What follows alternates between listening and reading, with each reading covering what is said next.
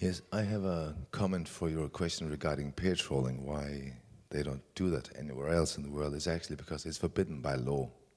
And luckily for us, of course, producing troll doors. That was the answer. I think in Russia it's forbidden by law, and as far as I know in Norway it's also forbidden by law to practice pair trolling. You referred to why they didn't pair troll anywhere else.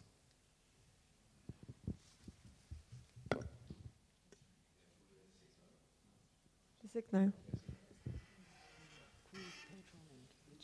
Signar, har du kommentar til det?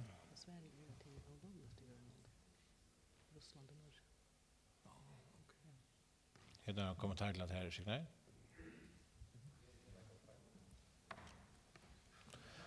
Er det noen kommentar til det? Ja?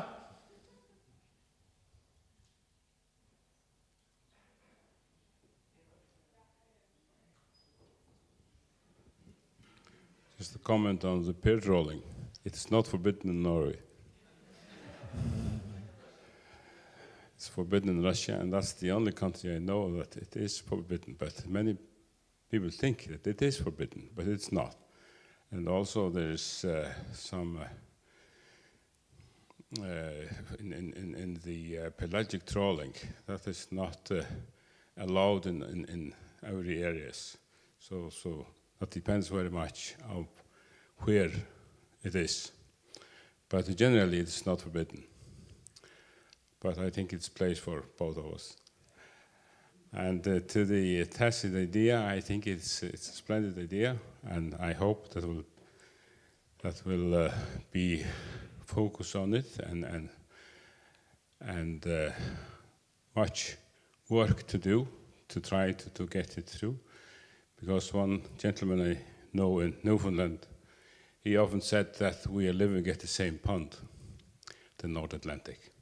So it's good to have all of the nations around this rather big pond, cooperative, in cooperation. So I hope it will be possible to launch it. Thank you. Olaf, while you were still having the microphone there, if we now imagine that we went back to the system of trolling with single trollers and then started pair trolling from 1st of January 2009 or 2008, how much do you think that it would have reduced the CO2 emission from Faroese trawlers? I have not calculated on the CO2 emission, so I cannot put figures in it.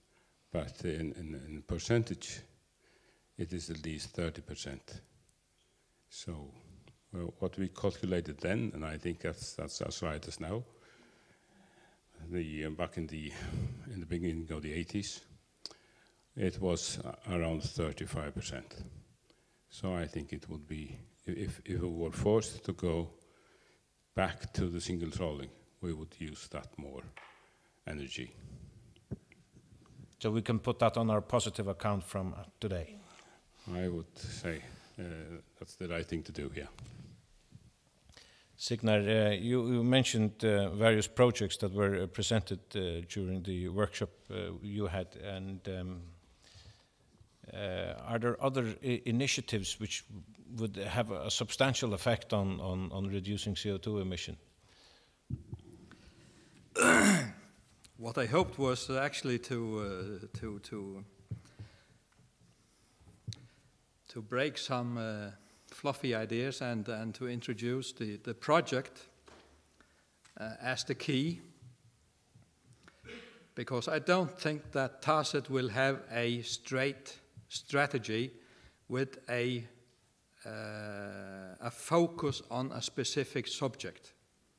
I guess that is an impossible idea. I don't think it's a sustainable idea.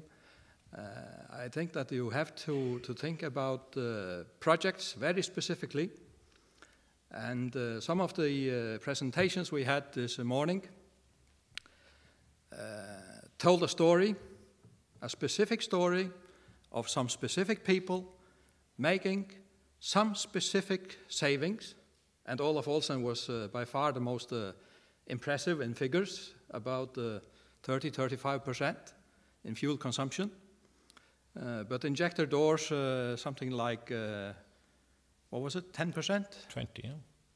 something like that. And the mathematical modeling, optimization by mathematics, 4, 5, 6%. And I guess that is the road ahead. Take it piece by piece, and kilowatt hour by kilowatt hour, liter by liter, project by project. So it's and we have a lot of projects. We know that. So it's actually the management of projects and establishment of relations. And well, I guess I stop there. Kate? Me? Two questions and comments related to what you just said. My concern is a little bit that if you look at it by project and not in a geopolitical context, you might be losing a little bit of ground. For example, it's not unlikely that some form of carbon trading will come into effect. And one needs to incorporate how those negotiations are going to affect the Faroe Islands. I think there's a very good case to be made that people in remote communities need a higher per capita CO2 emission in order to be able to stay in those remote communities. And if those aren't incorporated into the negotiations now, they'll fall by the wayside. Another component is I'm just wondering whether Tacit will start looking at the geopolitical effects on security in the Faroe Islands of climate change, because you're heading towards very dangerous little perfect storm of declining fish stocks, very high fuel prices, extremely high food prices as well. So living in the Faroe Islands may start to become extremely difficult, and starting to plan for how to handle those components might be a worthwhile geopolitical analysis for something like Tacit.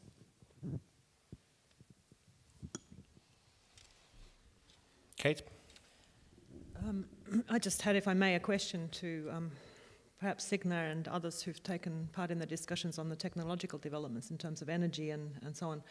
What I haven't heard a great deal about is the potential for alternative energy in the fishing sector, on fishing vessels. We're talking a lot about how to save fuel costs in terms of the standard oil use, but where are we at, technologically speaking, when it comes to looking at alternative fuel for fishing vessels? And is this something that, it wasn't on the program, but if anybody has any comment on that, maybe.